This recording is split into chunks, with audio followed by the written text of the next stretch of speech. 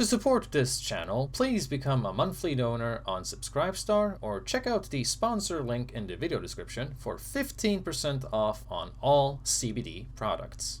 Hi everyone, it's time for another episode of Oh No, Yet Another Social Crisis. Have you noticed that all the basic essentials have suddenly become very expensive? Bread, butter, milk, coffee, eggs, cereal, but also stuff you, unfortunately, can't eat, like electricity and gas. I mean, gasoline always smelled very exotic for me.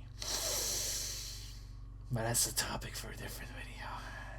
Quote, Sweden has a poverty problem. Rising food and energy prices are being felt all across Europe. Proud and prosperous Sweden, with its famously generous welfare system and abundance of green energy, should, in theory, be better equipped than most European countries to bear a battering from the continent's cost of living crisis. But it's not, genius! I'm paying out the ass for a pack of butter here. In the midst of a politically created energy crisis, where electricity bills have quadrupled for many of our citizens, Sweden's state media published a number of reports glorifying families that are forced to live without running water and electricity. They're living like cavemen over here, and it's been described as some kind of virtue. The media even interviewed this complete moron who says, "I'm living the life of my dreams, woo!" No, you're just a living case of Stockholm Syndrome. Nobody is jealous of you. Not even the state journalists who wrote this piece of propaganda would want to live like you. They're just convincing people to enjoy their doom.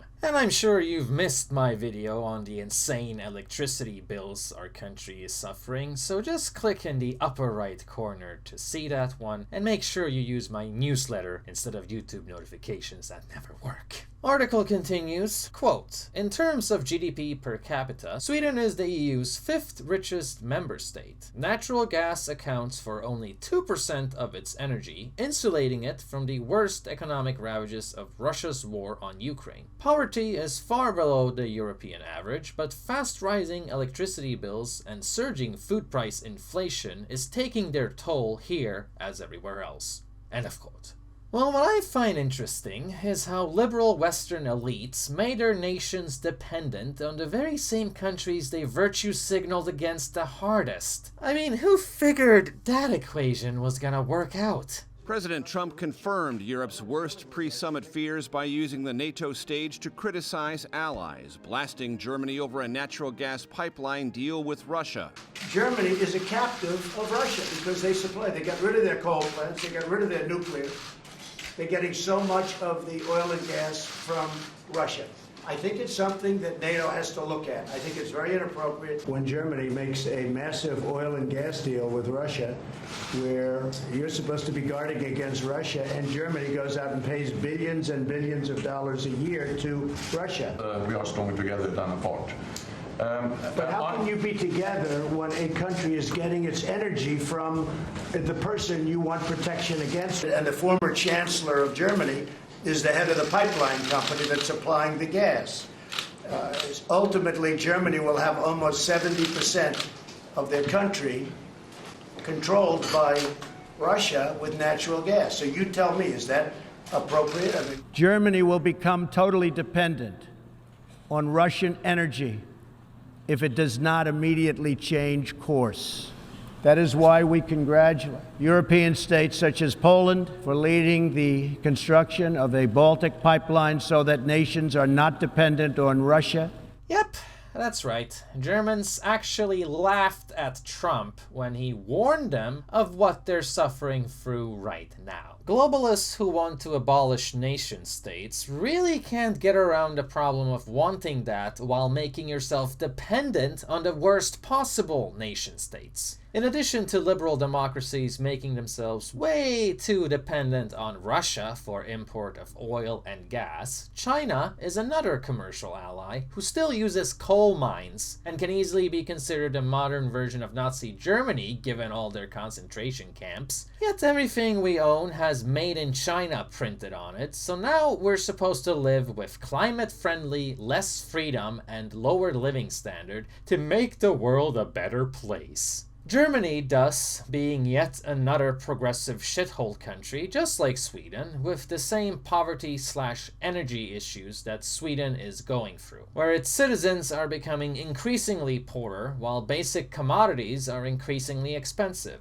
What we have now is a toxic combination of sanctions against Russia that are mostly just punishing Europeans, since they've relied on Russia's export for simple things like wheat and oil, combined with politicians that are just endlessly raising taxes and pretending like that's Russia's fault. Well, it's not. It's because you created a climate-friendly energy crisis. You chose to experiment with our living standard for the sake of environmentalism. Where Sweden differs from Germany, however, is the fact that we're not getting our energy from Russia. All it took for us was to have crazy leftists in power who shut down crucial nuclear power plants because they wanted to switch over to renewable energy that doesn't work, while refusing to lower taxes so people can have more money to spend on food. And so now the average citizen has to pay out the ass for gas.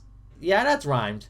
That's right. I'm a poet, and I didn't even know it. Now the average citizen has to pay way more for heating and food, and the welfare state is of no help whatsoever because it simply doesn't exist anymore. Thanks to the overpopulation caused by our migration policy, with too many people relying on it, it's been cutting down for each year, and it's getting harder and harder for normal people to even qualify for welfare. Because bureaucrats know they're running out of money, so they will deny people based on arbitrary reasons. In this article, published by The Guardian, they interviewed a food chain in Sweden that's oriented towards low cost. Kind of like Walmart, only scrubbier. It's called the Food Commission, and they sell food donated by retailers that is at risk of being wasted, usually because it has cosmetic blemishes, damaged packaging, or a short sell-by date. Anyone can shop at this store, but only members get the lowest prices, and memberships are open to those with a monthly income of less than 11,000 crowns a month, approximately $900. These memberships have doubled in only a matter of months, and the biggest group of newcomers are families with children. The owner is then quoted in this article saying, quote, "Sweden may still have a good safety net, but it maybe isn't reactive enough to sudden big cost of living changes." The only positive thing in all of this is that now so many people are talking about impossible food prices that there's no longer the same stigma in not being able to afford to feed your family. It's no longer a taboo.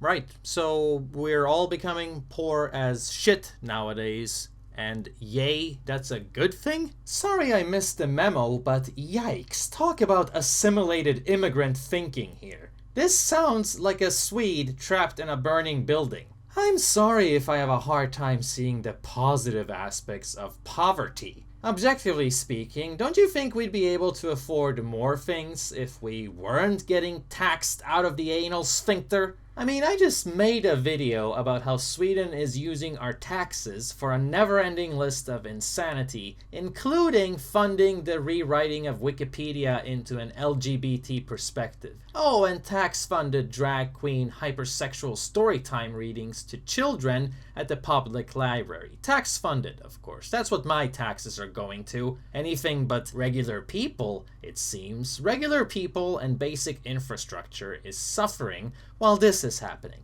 I'm sorry, but gratitude seems really misplaced in this scenario, because this is a problem that could easily be fixed. What's standing in the way is the list of politicians refusing to shut down tax-funded radical leftist art projects and feminist period art.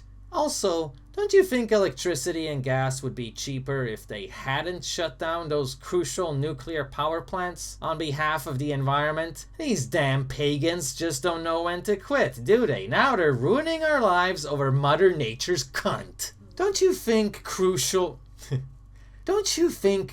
essentials in general would be more accessible if we didn't have a bunch of liberals in charge? Seriously, these people think you can save the world through increasing taxes, and it's bad enough that so many voters believe that instead of, just changing your habits and living instead as you wish others to live. I mean, the most typical thing for a climate activist is to be addicted to flying on vacations with airplanes. Maybe that level of consumerism leftist display is what's truly environmentally hostile, rather than the mere existence of cars and airplanes. But oh well, this is Sweden. So at least when we're sitting in our own filth and eating bugs like the elites want us to, we can comment on how nice the weather is, because the climate can be saved through our suffering. I feel like half the world lost their minds because of the notion they might have to put up with a few more winters for a while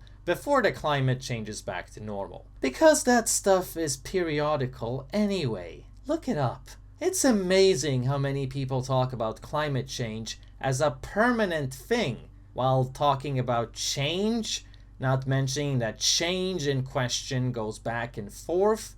So even if the climate changes, it eventually changes back to normal, completely on its own, even if it gets a little colder for a while. You know what's not periodical? Me, and the survival of this YouTube channel. When my Patreon got deleted last year, most of my income disappeared, and the people who supported me never came back. So let me remind you guys of how to support this channel. The best way being Subscribestar.